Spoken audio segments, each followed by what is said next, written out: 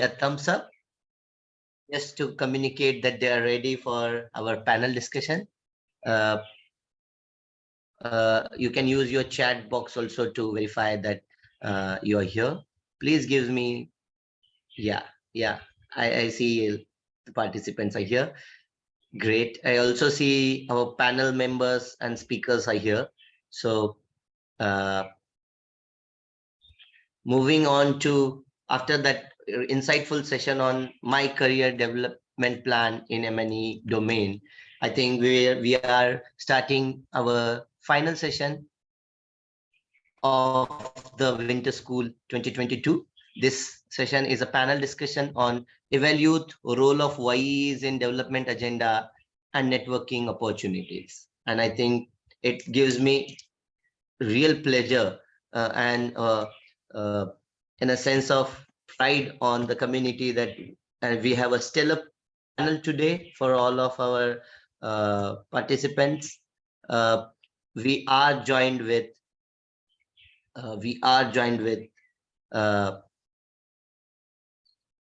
it is my duty to introduce the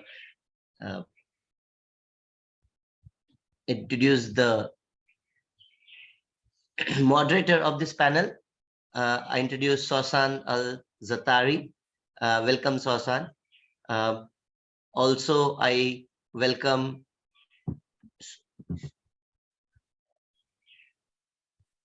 Dr. Ram Chandra Khanal, Neeta Goel, Nazir ul Haq, and do we have Khalil in the room, Tachan?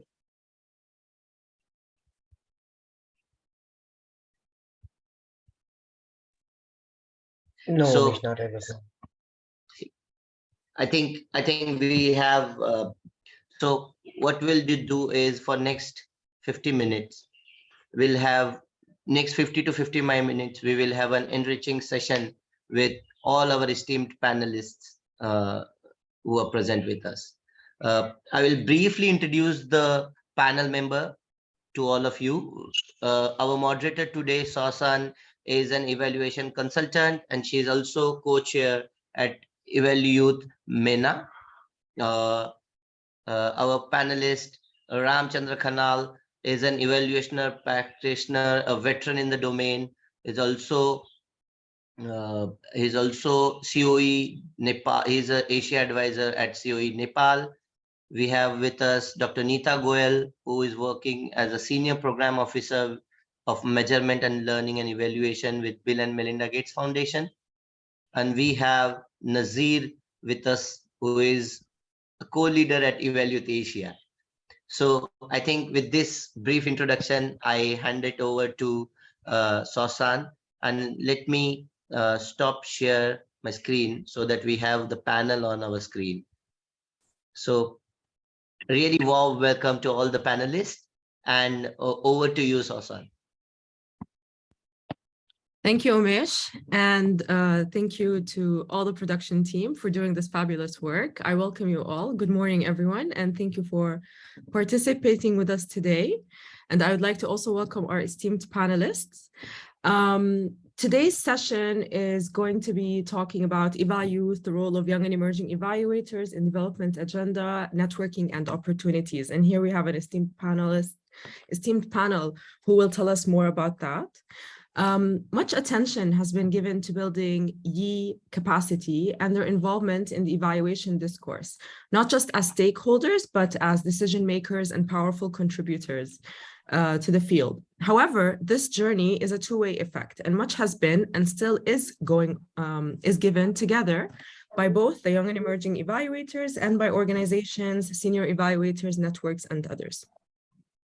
In today's panel, we will hear more about these efforts from our esteemed panelists who will share their experiences as YEs who began this journey, YEs who are continuing it, and YE advocates who have been supporting this path every step of the way.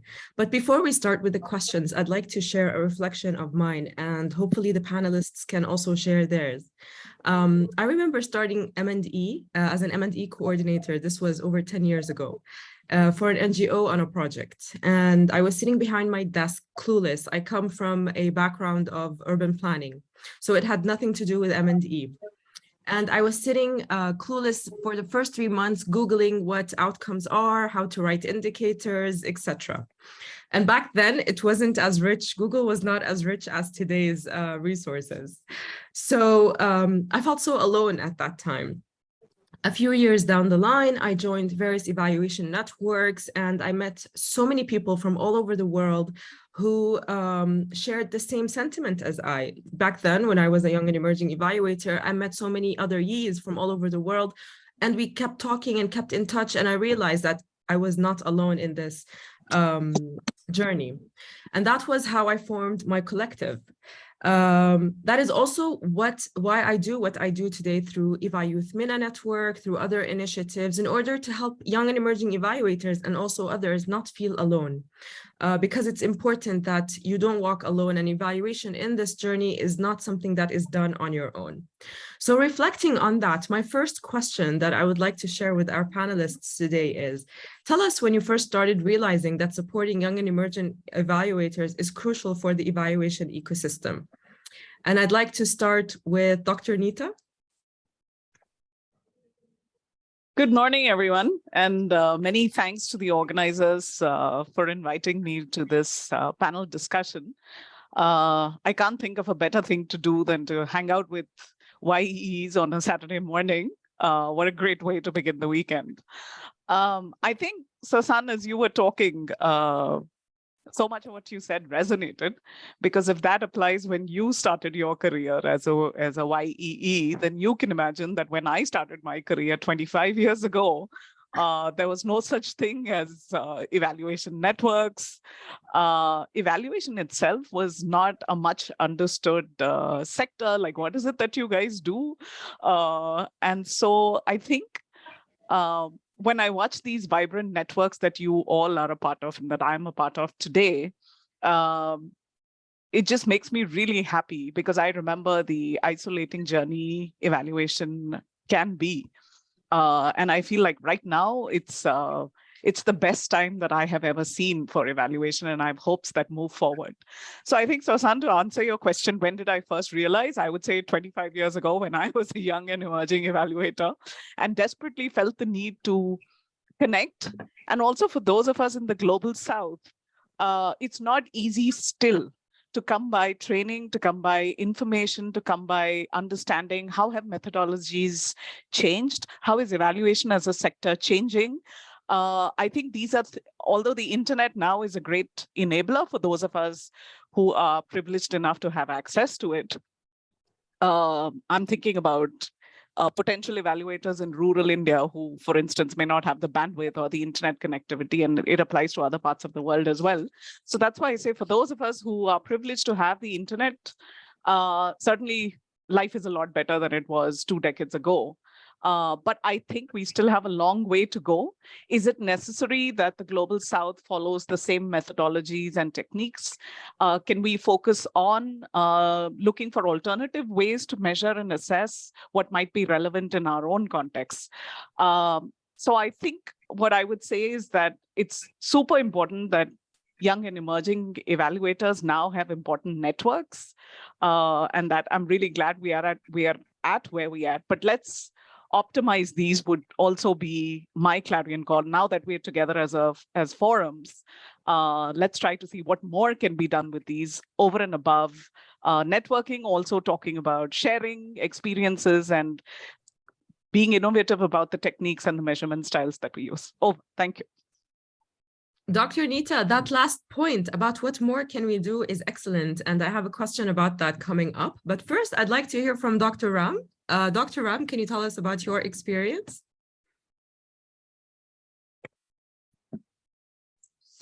Thank you. First of all, I would like to thank the team, organizing team, providing this opportunity to share my experience. Actually, I also started my career maybe 25 years ago when I was in remote district of Nepal, and I was interested in monitoring first. Then because I was assigned to monitor project, and then I started working on what is monitoring, and later on what is evaluation and those kind of things. But we already discussed that the 25 years there was no internet, there was no Google, and even in the remote area, it was very difficult to get the definition of what is difference between monitoring and evaluation. It was at that time, it was for me, it was difficult to differentiate monitoring and evaluation. But later on that I started reading books, and I also got some opportunity to have to participate in the training. This is how that I started learning on monitoring and evaluation. Earlier monitoring, but later on on evaluation. Then I became the project coordinator for one of the international organization, and I had to supervise field staff. And then I realized, and I see this similar kind of situation in the field staff, even for the project managers and others.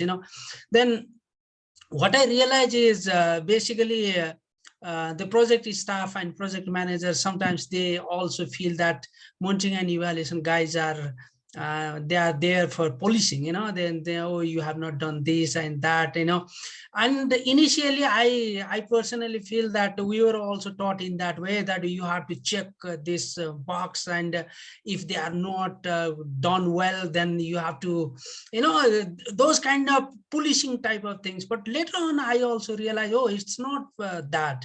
It is basically supporting the project and the project managers and the field staff to improve and learn. This is how that we evolve, and I also act on that way. But in the last couple of years, what I realize is, when this SDG is there, then this climate change, these complexities that we are talking about, the bigger picture, then what I realized, probably that I'm also getting older. It has been 20 years plus they're working in monitoring and evaluations, and there are lots of opportunities coming up where probably that we are not able to grasp, like this big data things, this remote sensing, this digital technologies that are available.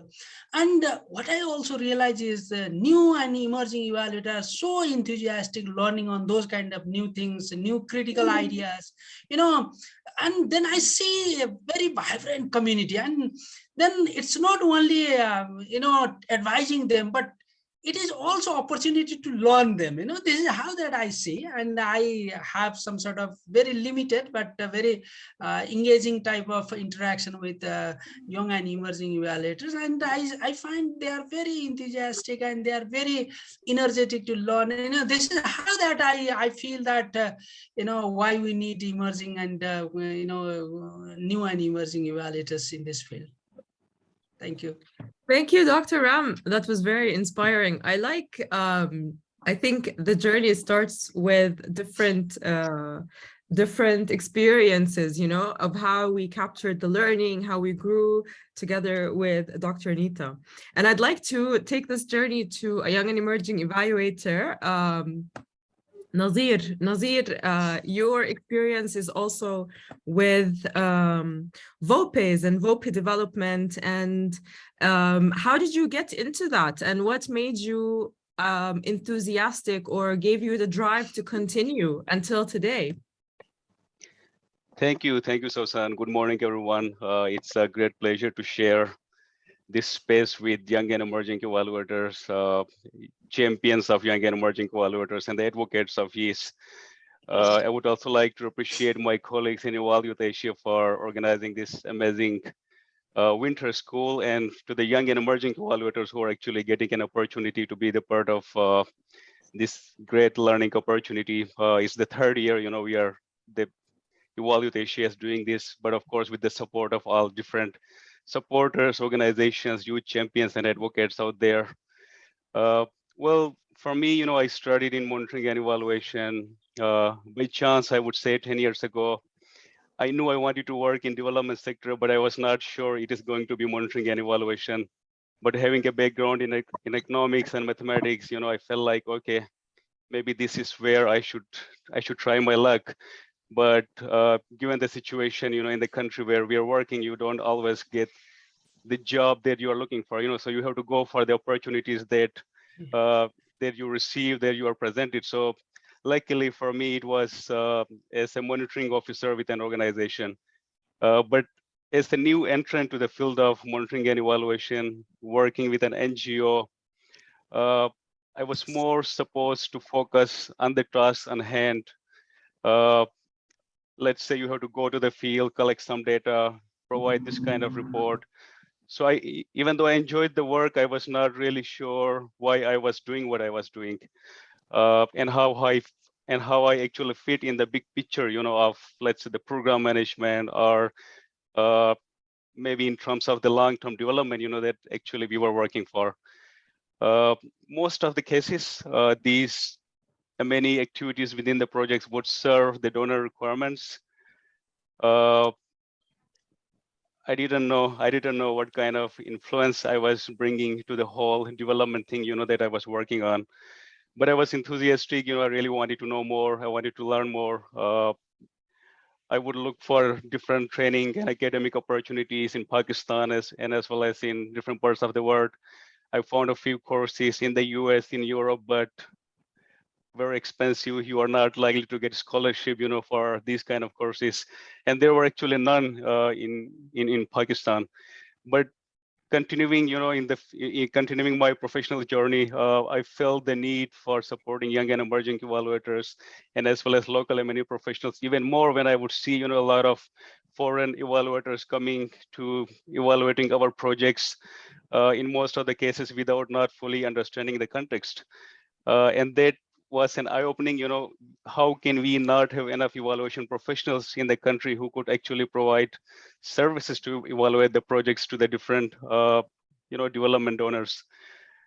But for me, I realized it even more when I became the part of Evolve Asia regional chapter. I was badly looking for a community. As you said, as you were feeling alone, I was also very feeling alone, being one of the only professional within the organization, providing many support. I would always feel like, people do not understand me well. Maybe they don't understand my language. Maybe they don't understand the terminologies I was talking about. Maybe they are doing something else. Maybe, they don't understand what they're doing, or maybe I don't know what I'm doing. So like I was in search of that community, but then Evolve Youth Asia happened. I was inducted as one of the co-leader in Evolve Youth Asia regional chapter. It was a tough selection process. We had to fill an application, show our motivation why you want to be the part of the community, made a video presentation. I guess we also had an interview, with the co-founders of Evolve Youth Asia. So I was really into it. I was like, I'm going to give it all, because I really want to be the part of this community. And when I became the part of the community, I felt like whatever I was feeling was not just a feeling, but it was the reality. Actually, there were many other young and emerging evaluators out there who were actually feeling the same, facing the same situation. But what was amazing is, rather than just sitting there, they were actually not only building their own competencies, but they were supporting many other young and emerging evaluators. A lot of initiatives were happening.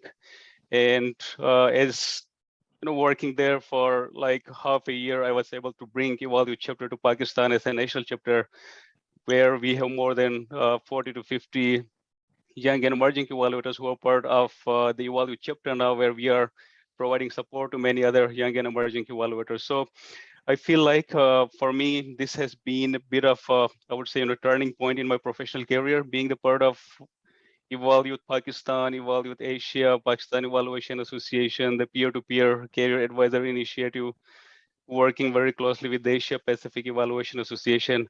And I feel, this is going to be the game changer for the evaluation ecosystem. Yeah, that's all from me. Thank you, Sosan. Over to you.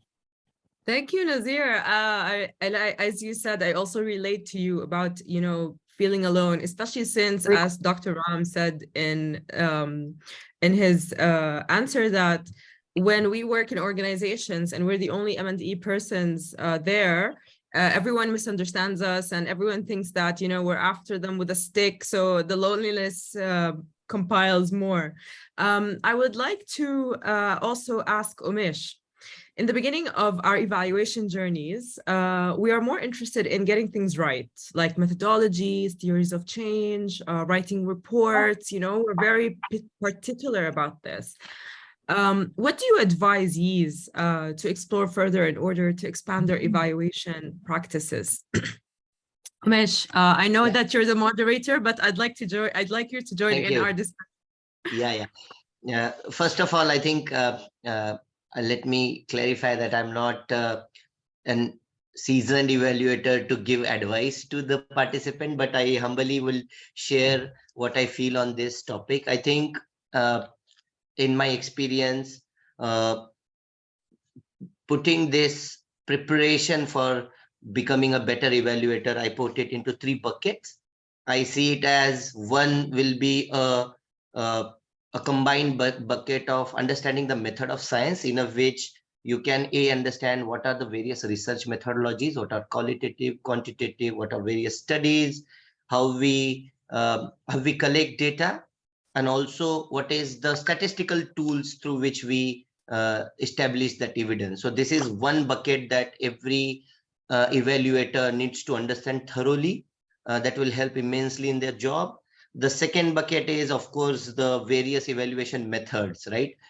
Various evaluation methods, whether are you doing a participatory evaluation method, I think as you go and explore it, as anyone explore it, there is so much to learn, and there are new avenues and new methods that are being developed. So that is also very important. And the third bucket, I think, is also crucially important, is how do we communicate whatever we have found through this evaluation? How do we enhance our skill as a writers to write those reports in a constructive way? That is very important. I think I agree with the point that what Nazir was saying, right? We are all lonely, many folks in our organization, and I also want to share that we are not the popular one, because we ask tough questions, right? We ask questions about making most of the resources and all. So it is really important as evaluators, and as also Dr. Natalia shared with us, use of infographics, use of visual communication is also part of the report. So how do we communicate our findings is the third bucket that I put. So summarizing it, the method of science, the basics of evaluation, various types, and working on our communication, whether written, verbal, presentations, and visuals, is something I'd advise everybody. I like the last part, the communication. I think it plays a big role, because I think without communication, the first 2 buckets are, I don't want to say useless, but it's very difficult to maintain them. And I'd like to hear from Dr. Nita. What do you think about the question, or if you would like to reflect also on Umesh's answer, please go ahead. Thank you. I think I totally agree with everything that has been said so far, and these are issues that don't go away as you move through your career. So I think one of the things that I'm going to flag is there isn't going to be a day when you stop feeling isolated. There isn't going to be a day when you know all the methodology there ever is. There isn't going to be a day when you're not going to be unpopular, because that's the nature of the job. And one just has to be prepared. I mean, who likes financial auditors, for example? They struggle through some of the same things that we do, right? Because they are performing financial audits.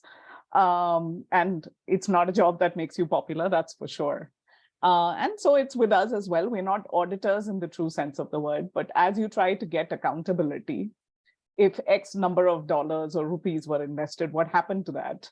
Sometimes these are uncomfortable answers, and it's not going to get easy. However, there is a secret ingredient that I think I have realized more in the latter part of my life rather than the earlier part. And so I wanted to emphasize that here, because many of you are just starting your careers and can perhaps get a head start on it. And the key is building relationships with our program stakeholders, right? Why do I say that? Because sometimes in my career, but also when I see some evaluators, how they operate today, I think one valuable skill in life is to be able to disagree without being disagreeable. And so I think what is important there is it's fine to be able to stand up with a program partner and say, look, you are claiming you have influenced the outcomes of X number of people, but the evaluation is suggesting something totally different. I think what happens here when you have to give tough messages is to be able to understand where the program teams are coming from. What are the incentives that are motivating them?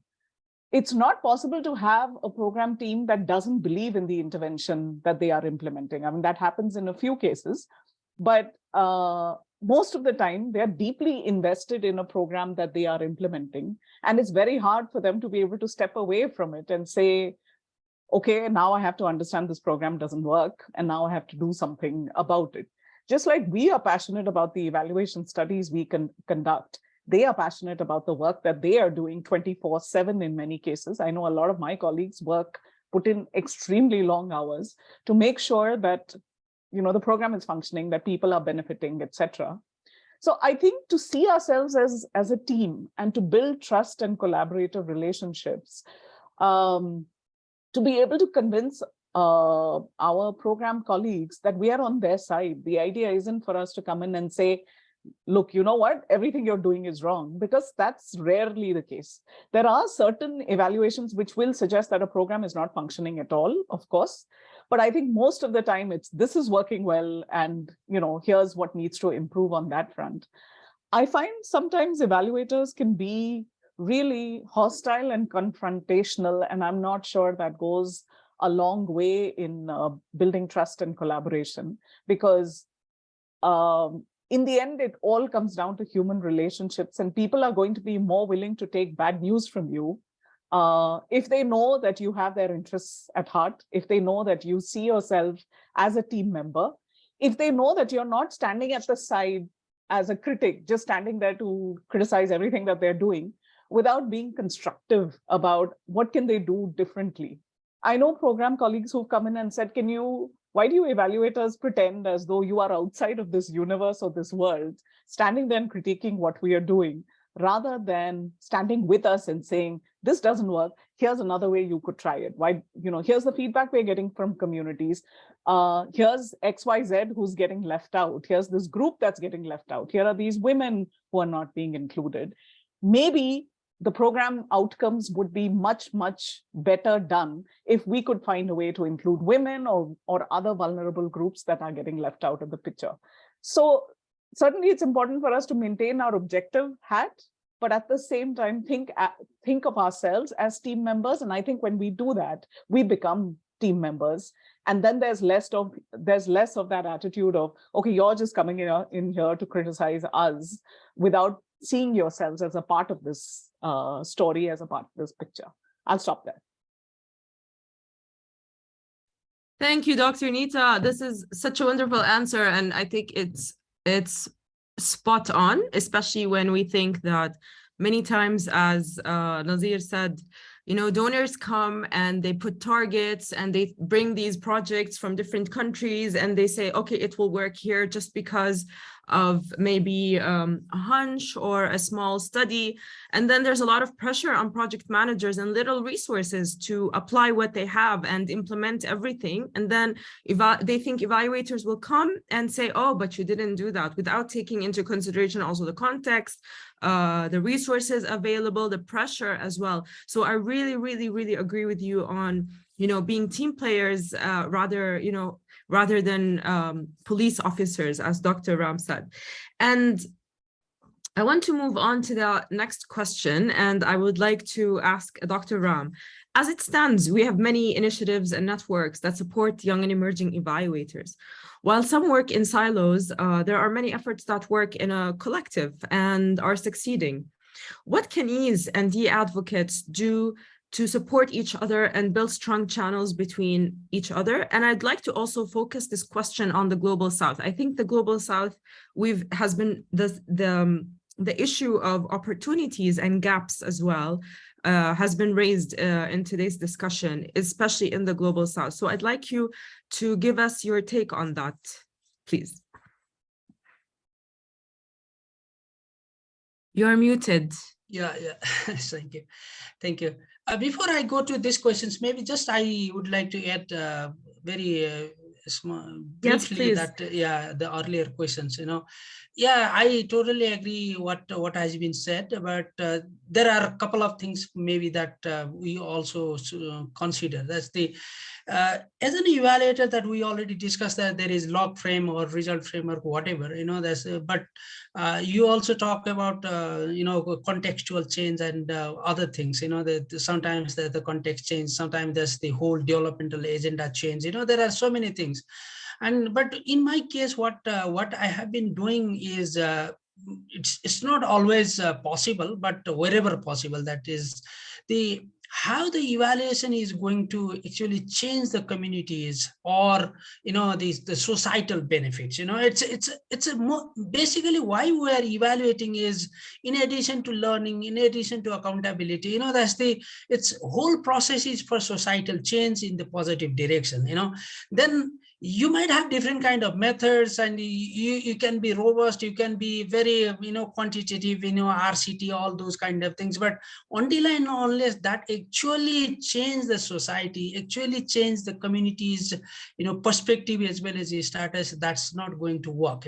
That's why whenever I talk to young and emerging evaluators and my peers also, then our motto, our main objective of carrying out evaluation is to help in the changing process, how we can actually better transform the society. This is how that I see, and this has been my principle of doing evaluation. Now, your questions about the how to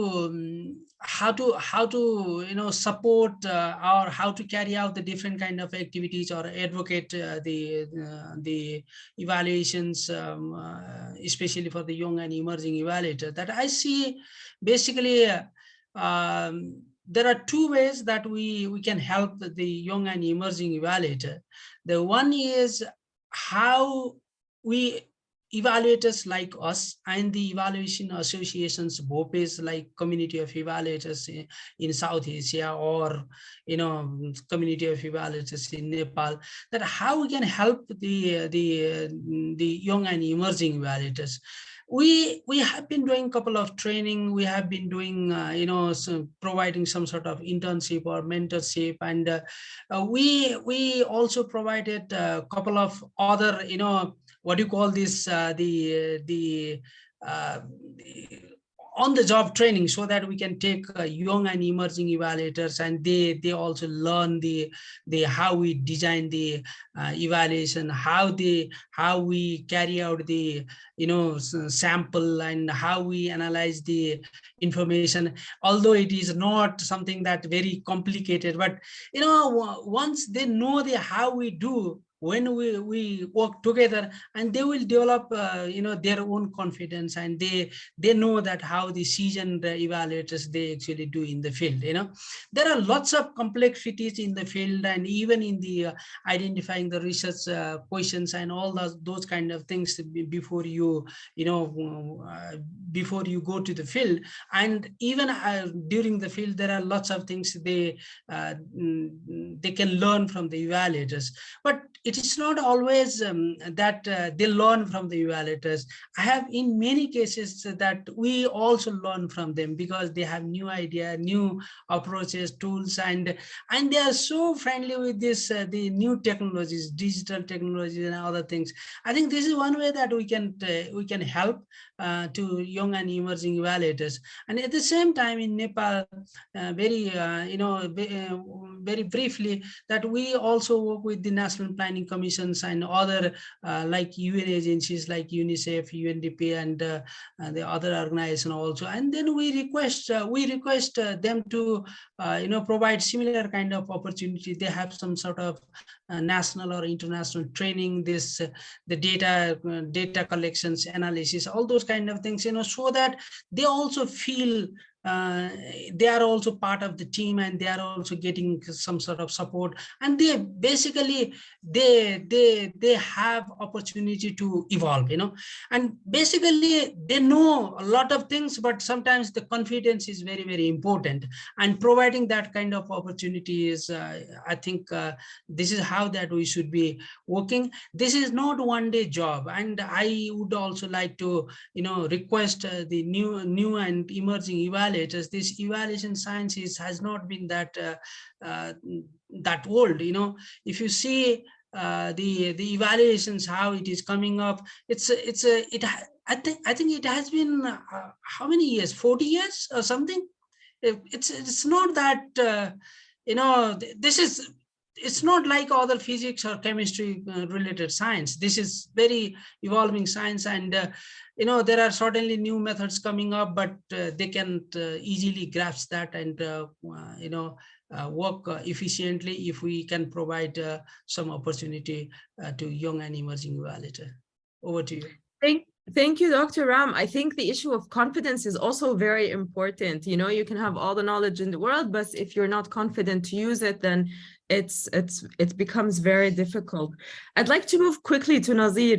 Nazir, what is your take on this in terms of what kind of support can YEEs and YEE organizations or YEE advocates do to support each other and build more channels? Thank you, Sosan. You rightly said, there are so many initiatives out there that sometimes it get confusing that, who is who or what is what in the evaluation landscape. But it's good to see, a lot is happening which are contributing to the different aspects of evaluation, whether we are focusing on feminist evaluation or indigenous communities or, equitable evaluation. So all of them are important, but I think, we can be a little more strategic in whatever we are doing. We can learn from the good examples or from the good practices that have been giving some kind of good results. I would like to cite the example of the YEE's Career Development Program, which you are also a part of. I think it's an excellent example of how institutions, young and emerging evaluators, youth champions, youth advocates can come together and do something, putting their individual competencies, interest, motivation that's actually going to achieve the results that we are looking for. The YEE Career Development Program is being supported by the UNFPA. We have a steering committee consisting of representatives from each of the region in the world. And based on discussions, a lot of consultations, a YEE Career Development Program was developed with support of Amanda, of course, who has been providing training, in this winter school as well. So this whole training was the result of input from the different stakeholders, who are actually working for promoting young and emerging evaluators, but as well as for professionalizing evaluation. So I think it's a good example. We can wherever we take initiative, we take all of the different stakeholders on board, utilize their competencies, motivation, and and it could actually help in achieving whatever we are looking for. I would like to also share, one of the significant feature of this particular program has been that we do not take YEE as one group. We also take into consideration that YEEs in South America are different from the YEEs in MENA region or in the Asia Pacific region. And then that's exactly why, the training program has actually been contextualized to the needs of each of the region. and it's even going to the level of each country. Of course, it like the specific needs, the language requirements, and they're all different from country to country as well. So I think it's one good example. We can learn from such good examples that are out there for sure, and can be more strategic, in whatever we do. Thank you. I totally agree. The steering committee and the evaluation career development program is one of those initiatives. The last question before we take questions from the audience, and I'm sure all the audience have burning questions, is what is the value or principle that you work by or has guided your career that you would like to share with participants today? Should we start with you, Umesh? Yes, Susan. And before that, I come to this question, I have quick comments on the points raised by Dr. Neeta and Yes, Nazir. I think Dr. Neeta has raised a very important point to establish that with the program teams and with every stakeholder, that it's not we versus them. It's collectively we versus the challenges that the society facing. And a lot of times, in the day-to-day operation, it might come across as the program teams and the evaluation teams as we versus them. But I think if we get included, and if even the organization includes monitoring in the part of program design, then such a conflict will try to, it will make the program better, and then it also will make the evaluations more efficient, in a sense that you have a structured program designed with a M&E aspect considered into it. So I think that is a very important point, and I follow by this. It's not versus we versus them. It is collectively we versus the challenges that the communities are facing. On the point that Nazir was explaining about various forums for development of YEs, I'm representing Evaluate India here, and I want to share with you all that we successfully, from last 2 years, hosted case competition at India level, where all the universities and college going students were participated in groups, and we kind of rolled a competition for them as a hackathon to come up with a monitoring and evaluation plan in a day. We conducted a few training sessions before, and I'm very happy that from last 2 years with our ecosystem partners, we successfully hosted that competition. Again, with the ecosystem partners this year, APIA has been gracious enough to support Evaluate India, Pakistan, Sri Lanka, and Bhutan with some capacity building funding for trainings to be held in 2023. So I think a lot of efforts that are being put into to give forum for the young and emerging evaluators, and also to the college going graduates. The point that Nazir mentioned, that there are not focused academic courses for YEs to engage into. So I think until that happens, until there is professionalization of this domain, that will evolve, and it will take some time. I think WOPEs and Evaluate networks will play that role, especially I talk to the lens of South subcontinent, because we are part of subcontinent. But I think APIA and Winter School is one of such an effort. You can see in the Winter School, right, we have participants from 30 different countries. And all I can say that this is a network which can support each other. And I'm very sure that with the kind of engagement that I have seen in the Winter School, there is inter participant helping and sharing of knowledge, and that will also emerge. So coming back to your question, Sasan, I will be very quick. I think the value that I follow, and I'm very grateful to the mentors and the ecosystem that has emerged. Is what is the why of why I'm doing. I think once I get clarity on why I am doing this, I think what and how becomes very significant. And I quote Viktor Frankl, right? Those who know why of living eventually sort out how of living, from his famous book. I think that is, for me, is very important question. Am I doing a program? I'm doing evaluation. What is the ultimate why? And if I can have clarity on that, I think rest everything falls into at least directional sense that, okay, then I can zoom out of the technical details, and every small even impediment, or there is difficulty or there is hardship on us as a team. I think if we have clarity on the ultimate goal, that helps. And also, I think equality, mutual respect, even as recognizing that we as a program team or we as an implementation team are not something that we are doing for them, for the community, but we are working with them. There is difference between doing for them and working with them. I also try to follow that we are working with the community, and we're not someone who is higher at a higher pedal and giving it to them. So I think this will be two values that I carry. Over to you. Thank you, Amish. That's really, really brilliant. The why, you know, if you don't think of your why, you get lost during the way. Dr. Nita? Sorry, was there a specific question you wanted me to respond to? Yes. Farzan? What are the principles or values that you follow through in your career or guide your career?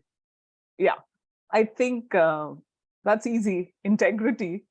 I think both as evaluators, but also in my personal life. And I think it goes beyond just telling the truth, which is how we think of integrity, right? Are you an honest person? Do you tell the truth all the time? The truth's a lot more complicated, I think, as we are finding out. I mean, there's my truth, there's your truth, right? There are different circumstances, etc. But I think when I say integrity, I think just bringing my whole self to the task that I'm doing. And so, Umesh, what you said about the why, I think is supremely important. And then once I know the why, maybe not of my entire life, because that again is a shifting truth, I think. But when I know the why of a situation or a context or a relationship, then doing my best to live up to that role or those actions to the best of my ability, and not compromising on this whole value of integrity. Being able to tell my program partners, look, I think the evaluation got messed up. It was acknowledging where evaluations can be wrong too, evaluators can be wrong too, right? So bringing that side of myself, however painful, to the situation and saying, this is where we goofed up, or this is where I goofed up, and how can I help fix it now? So I think that has been my guiding principle. There are times when I've been successful. I think there are a lot of times when I have not been successful. It's an ongoing, it remains the North Star, but I have to tell you, it's an ongoing battle. Thank you, Dr. Nita. That's so nice. Dr. Ram? Thank you. I think this the why and integrity is very, very important. And just one example that I just want to make share. In one evaluation, that due to one sentence, that my evaluation report was pending for 3 months. Just for one sentence, they wanted to have in different way, and that type of things happen, and due to that reason, sometimes we are not popular. Then yeah, we all know that. That's why integrity is very, very important. Professionalism is very, very important. And the other thing is, I probably that the very important is keep exploring. There are lots of interesting ideas coming up, these new issues coming up, then emergent issues. I think that is also very, very important, so that we can just update on this the changing context. The other thing is that probably that I would like to see the broader picture. Sometimes that we focus on one small project, and we just want to say whether it has achieved or not, and if not, this and this, that. But trying to think on the broader level, so that we can also put that specific project into the bigger ecosystem. That is something very, very important. I mean, this is how that I see. The other thing is, there are lots of evaluation tools coming up, but that is just a tool. Then how you are going to use that tool is very, very important. What is your reason? What is your rationale? Why you are doing this? And I already said that actually the work that I'm doing is going to contribute in the society, my society, or the society that we are working for. Those are a couple of points that I have in mind. Thank you. Over to you. Thank you, Dr. Ram. Nazir. Yeah, very quickly, I would like to share this, that as an evaluator, I feel like I'm in a very ideal position to catalyze and facilitate change. And for me, it's important that, I should ensure that all those relevant who are affected by the change process are part of the change process, but as well as part of that evaluation. And for me, I care that, the change process is not only equitable, but it's also beneficial to the environment and to the planet. And for me, I feel, working in the sector for like around 10 years, I feel that we should not only be professional evaluators, but we should be an activist in evaluation, and we should champion the causes that are important for us. And for me, it's fairness, equity, and sustainability. These are the principles I would say that guide my participation in the evaluation and the change process. Thank you. Very well said, our panelists. I think everyone can share through these and work through these principles and values. Thank you very much. I think we have time for questions from the audience, or a question from the audience. Who has a question, if we may? Yeah, requesting participants to type in their questions in the chat box. Yeah, if you could type in your questions. I also see Akbar Ali, he has a question. Akbar, would you like to unmute yourself and ask?